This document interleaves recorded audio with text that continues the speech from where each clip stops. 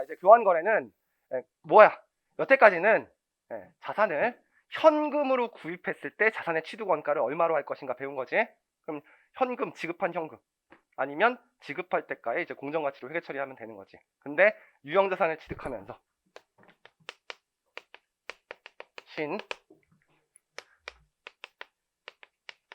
유형자산 9를 없애면서 유형자산 신을 잡을 때 이 취득 원가를 얼마로 처리할지. 지금 이거 배우는 거야. 그쵸?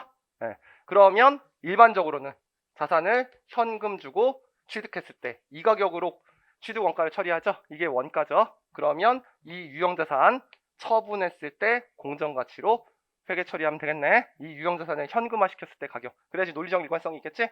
자, 이걸 뭐라 그래? 취득한 자산의 공정가치. 이거는 제공한 자산의 공정가치. 그러니까 취득 원가는 뭐가 되는 거야? 제공한 자산의 공정가치야. 다시 이거 취득한 자산의 공정가치라고 회계 처리하면 틀리는 거야. 뭘 기억하면 돼? 현금. 유형자산을 취득했을 때 현금 제공하지? 그러니까 제공한 자산의 공정가치라고. 수익은 달라. 나중에 수익 배울 때는 재고자산을 주면서 수익을 잡는데 현금을 받지 않고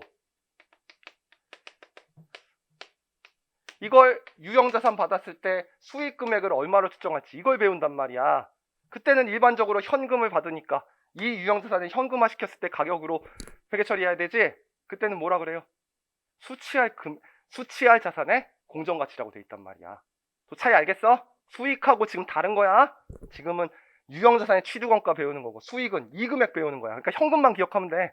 아, 유형자산 구입한다. 현금 제공한다. 제공한 자산의 공정가치. 물건을 팔았다. 현금 받는다. 받았거나 받을 때까지 공정가치란 말이야. 두 개 말 문제 풀 수 있겠어? 네.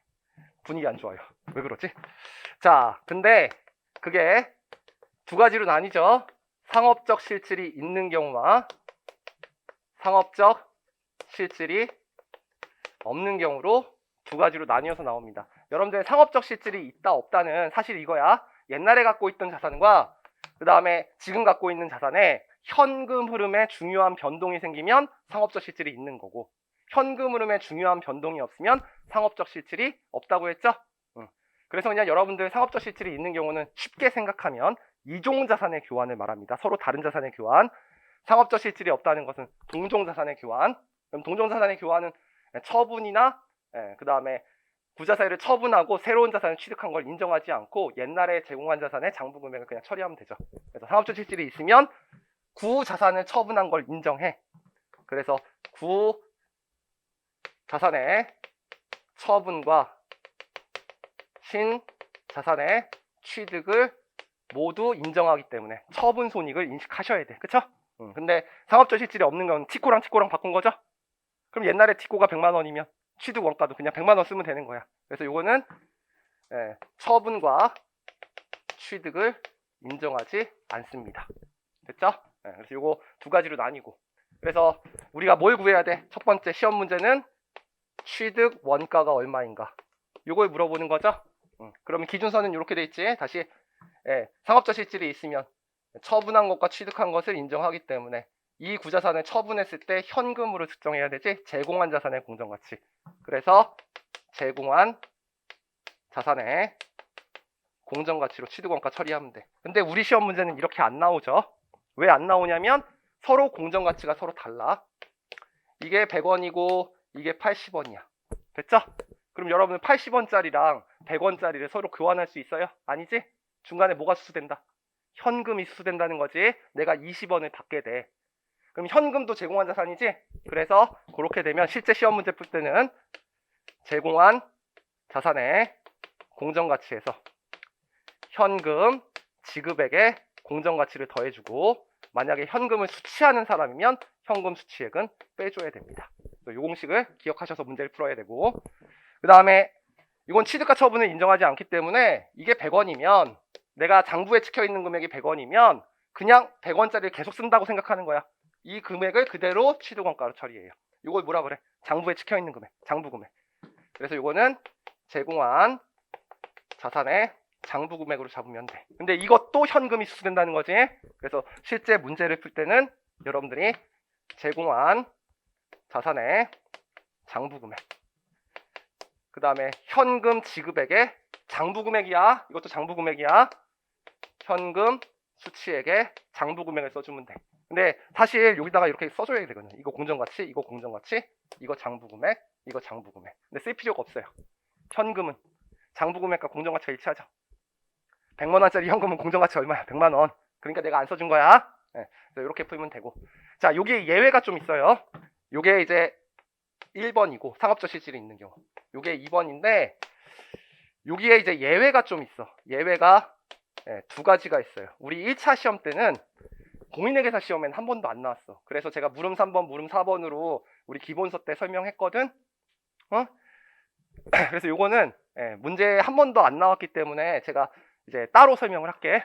말 문제가 주로 나왔으니까 2차 시험에는 나와요. 알겠지? 첫 번째는 뭐냐면 제공한 자산의 공정가치를 해야 되는데 제공한 자산의 공정가치를 신뢰성 있게 측정할 수 없어. 이거 측정할 수 없으면 뭘로 가야 돼? 취득한 자산의 공정가치. 그 말이 하나 나와 있어. 나와 있죠. 거기 보시면 취득한 자산의 공정가치가 더 명백하면 취득한 자산 쓰라고 돼 있지? 그게 예외야. 그리고 둘 다 공정가치를 몰라. 공정가치를 추정해야 되는데 이것도 신뢰성 있게 추정하지 못하고 이것도 신뢰성 있게 추정하지 못해. 그럼 장부금액으로 가야겠지? 그래서 교환 대상 자산들의 공정가치를 신뢰성 있게 측정할 수 없으면 장부금액으로 봐야 된다. 그래서 요거 두 개가 예외죠. 요것도 한 번도 안 나오다가 요즘에 2차 시험 때 나왔고 오히려 세무사 시험이 어렵다 그랬죠. 세무사 시험 1차 시험에는 요게 나왔어요. 알겠죠?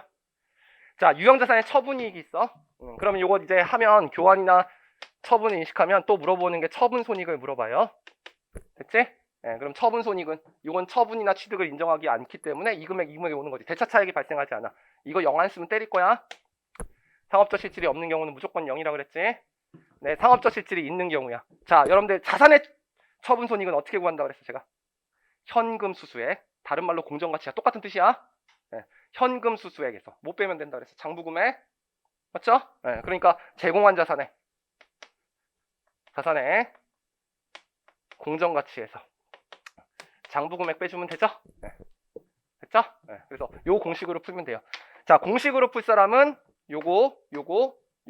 요거를 외우시면 돼. 알겠어?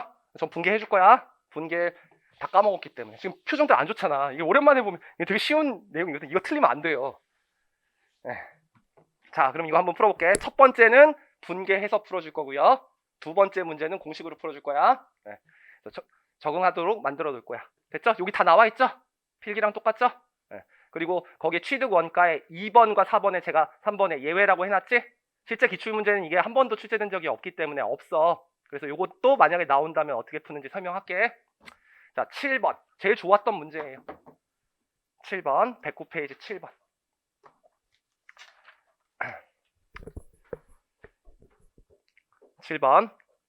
자, 주 인상은 X1년에 사용하고 있던 지게차를 새로운 모델 지게차로 교환하였다. 구 지게차의 취득 원가는 400, 4,000. 감가상각 누계액은 2,500만 원이다. 라고 돼 있죠. 지금 뭐가 주어진 거야? 제공한 자산의 장부금액. 여러분들 유형자산의 장부금액이 취득 원가에서 감가상각 누계액 뺀 거라는 건 알죠? 자, 장부금액 얼마야? 1,500이에요.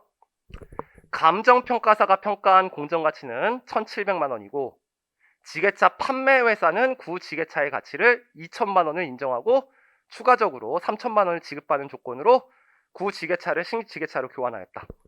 공정가치가 두 개가 나와 있어. 옛날 기준서에는 뭐라고 되어 있었냐면 전문가에게 공인된 자격을 가진 전문가가 평가한 금액이 보다 신뢰성 있는 금액이다. 그래서 유형자산을 재평가할 때 공정가치를 회계 처리할 때는 꼭 전문가 판단을 한 금액, 그 금액을 공정가치로 하라 그랬어. 알겠어? 그래서 그렇게 내고 싶었던 거야. 그래서 2천만 원이 아니라 1,700만 원이 공정가치다. 그걸 말하고 싶었던 거야, 이 사람은. 알겠어? 근데 그렇게 내면 진짜 지엽적인 기준서를 낸 거죠. 기준서에 공인된 자격증을 가진 자격인이 평가한 것이 공정가치가 더 신뢰성 있는 금액이다. 그래서 아예 밑에다가 감정평가사의 평가가 더 명확하다라고 줬지? 제 밑에 자료에. 그치? 그러니까 1,700이 공정가치야. 자, 그때 다음 중 이 교환 거래를 인식하는 방법으로 맞는 것은 어느 것인가? 실제 시험은 상업적 실질이 있는 경우랑 없는 경우인데 자료를 준 다음에 1, 2, 3, 4, 5 막 해서 보기를 풀어야 돼. 근데 보기를 풀려면 일단 분계를 해봐야 되니까 제가 분계를 한번 해볼게요. 자, 상업적 실질이 있는 경우야. 내가 뭐 했어 지금? 이 회사에 장부에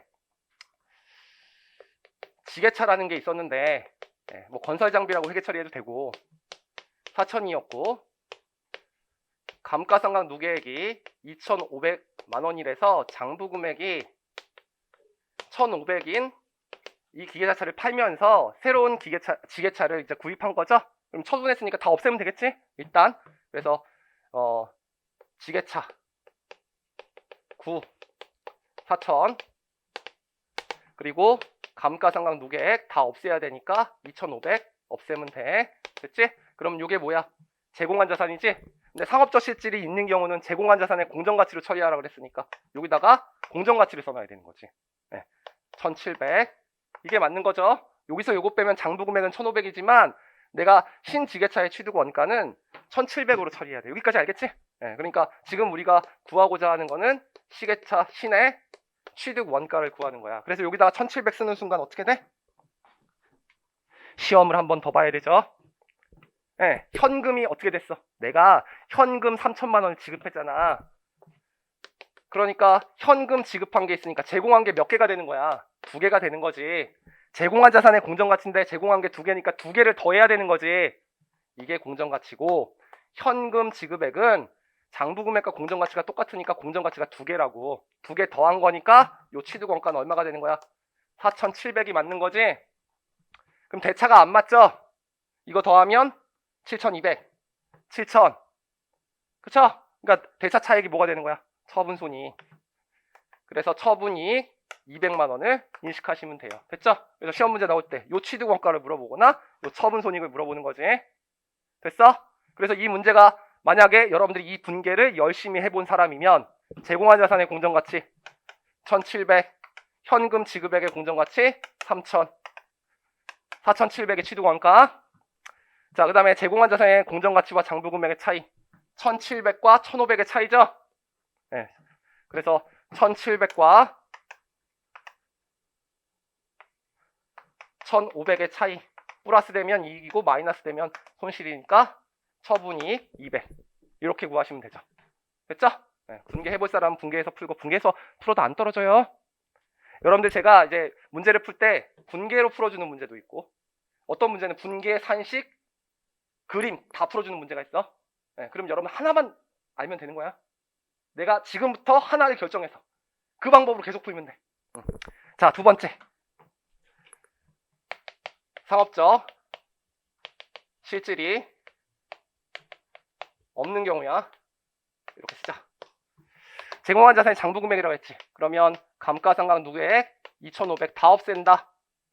그리고 지게차 9, 4,000 다 없앤다. 상업적 실질이 없으면 제공한 자산의 장부 금액이라고 그랬지. 장부 금액이니까 장부 금액은 취득 원가에서 감가상각 누계액 빼준 거니까 1,500이지. 그러면 지게차 신의 취득 원가는 제공한 자산의 장부 금액이니까 1,500 쓰는 순간 내년에 기약해야 되겠지? 제공한 게 한 개 더 있잖아. 현금의 장부 금액도 더해줘야겠지? 현금은 장부 금액과 공정가치가 똑같다 그랬잖아. 요거 2개 더한 거야. 그러면 요게 4,500이 되죠. 그러면 대차가 맞으니까 뭐가 발생하지 않는다? 처분, 손익은 절대 발생하지 않죠. 장부 금액을 그냥 대체했으니까. 이건 무조건 빵이야. 이건 틀림 때릴 거야. 알겠어? 그러니까 시험 문제는 결국은 계산 문제 나오면 요거 물어보거나 상업적 실질이 있을 때 요거 물어보거나 요거 물어보거나 요 빵을 물어본다는 거지. 요 넷 중에 하나를 물어보는 거야. 그래서 저기다 공식 써준 거지. 이거는 제공한 자산의 장부 금액 4,000에서 2,500 빼면 1,500 현금 지급액의 장부 금액이니까 3,000 됐지? 그리고 이건 무조건 빵이다. 됐죠? 자, 물음 1번 볼게요. 이 교환 거래에서 상업적 실질이 있다고 판단되는 경우 주 인상의 장부상 신지게차의 취득 원가는 5천만 원이다. 아니죠? 4,700이지? 자, 그 다음에 이 교환 거래에서 상업적 실질이 있다고 판단하는 경우에 300만 원의 처분 이익을 인식해야 된다. 200이지? 그 다음에 3번 상업적 실질이 없다고 판단되는 경우에 200의 유형자산 처분이익을 계산한다. 이건 200 몰라도 이거 답 쓰면 안 돼. 이건 절대 쓰면 안 돼. 이건 빵이야. 네. 그 다음에 4번 상업적 실질이 없다고 판단하는 경우 신지게차의 취득원가는 4,500이다. 이게 맞았네. 네, 정답은 4번. 자, 5번 볼게. 상업적 실질이 있다고 판단하는 경우에 유형자산 처분 손익은 없다. 이것도 답 쓰면 안 돼. 상업적 실질이 있으면 처분 손익이 인식되니까. 그쵸? 1700에서 1500 빼면 200이지. 그래서 정답은 4번. 풀 수 있겠죠? 이게 제일 좋았던 문제야. 됐어? 이제 풀 수 있겠어? 자, 분계가 잘 이해 안 가는 사람은 이거 외워도 금방 까먹어. 알겠어? 분계 한번 해봐야 돼. 쉽지.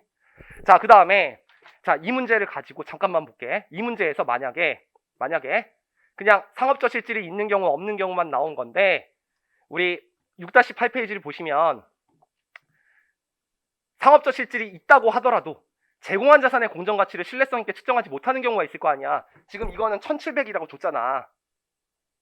맞아? 근데 그걸 안 줬을 때 달라질 수 있어. 예를 들면 교환 대상 자산들의 공정가치를 신뢰성 있게 측정할 수 없는 경우. 양가로 3번. 동그라미 3번. 교환 대상 자산들의 공정가치를 신뢰성 있게 측정할 수 없는 경우. 이것도 안 나오고 공정가치가. 이것도 공정가치가 안 나온 거야. 그럼 우리가 쓸 수 있는 건 뭐밖에 없어? 장부금액. 그러니까 제공한 자산의 장부금액으로 처리한다 그랬지? 그럼 만약에 이 문제에서 유형자산의 공정가치가 신지계차든 구제계차든 둘 다 안 나왔어. 그럼 답이 뭐야? 이거야. 이거랑 답이 똑같아지는 거지? 제공한 자산의 장부금액으로 가니까. 상업적 실질이 있다고 하더라도. 이해가? 이해가지? 네. 자, 그 다음에 제공한 자산의 공정가치가 신뢰성 있게 측정하지 못한다. 이걸 안 준 거야. 됐어?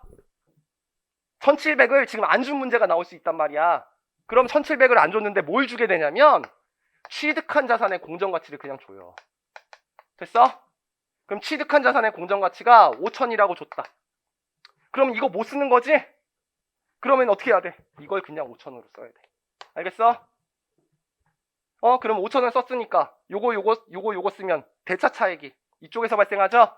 그러면 처분이익이 500만 원으로 바뀌는 거야.